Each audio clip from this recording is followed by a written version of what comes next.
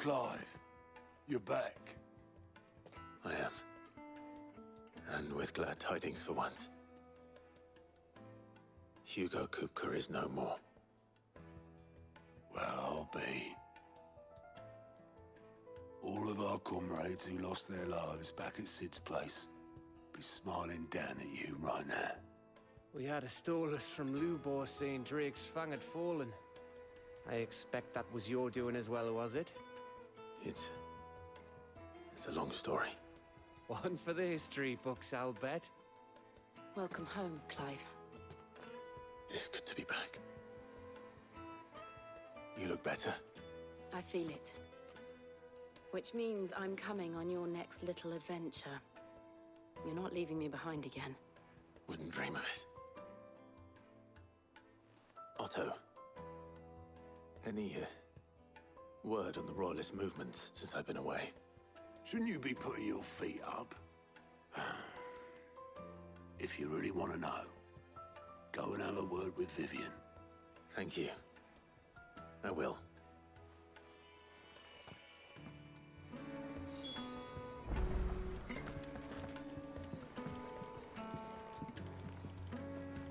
Ah, the conquering hero returns.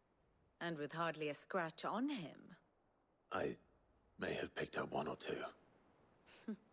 Well, the fact that you came straight to me instead of visiting our resident physiker suggests that you picked up something more important. A scent.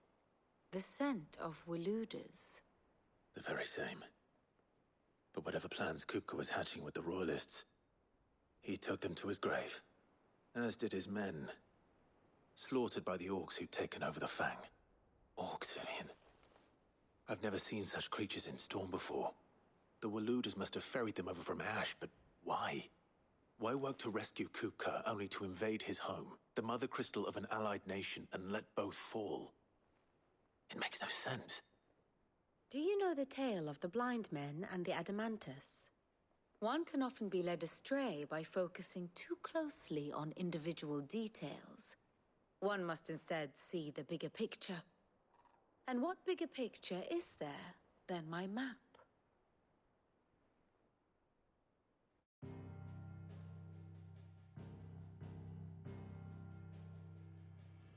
The Kingdom of Waloed claims dominion over all of Ash.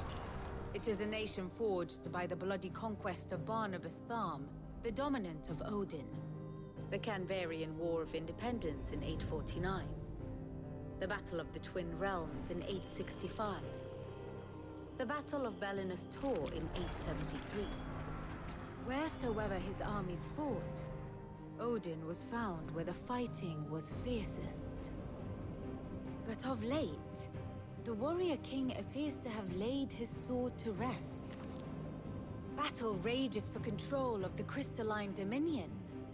Yet Tharm sends not a single ship in support of his Dhalmekian allies. Meanwhile, the Blight ravages great swathes of Ash. Yet warlike Waloed shows not the faintest interest in laying claim to untouched lands. So why go to the trouble of sending an army of orcs into the heart of Drake's Fang, only to make no attempt to claim the Mother Crystal for Waloed? It can hardly be for lack of men. Tharm's armies rival any in the Twins. No.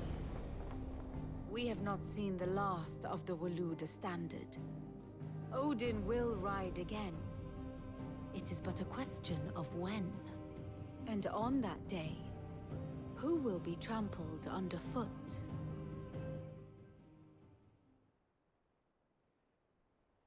In summary, I know not to what end the Royalists betrayed Kupka.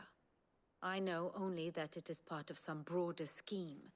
A scheme tied to the ambitions of one man. King Barnabas. But there is no need to wallow in confusion. If one is to cure a sickness, one must first identify the symptoms.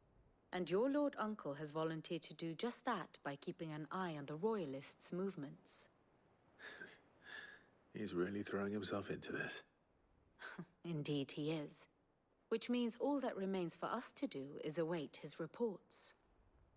Well, Not quite all in your case. The people of the Hideaway must hear the news.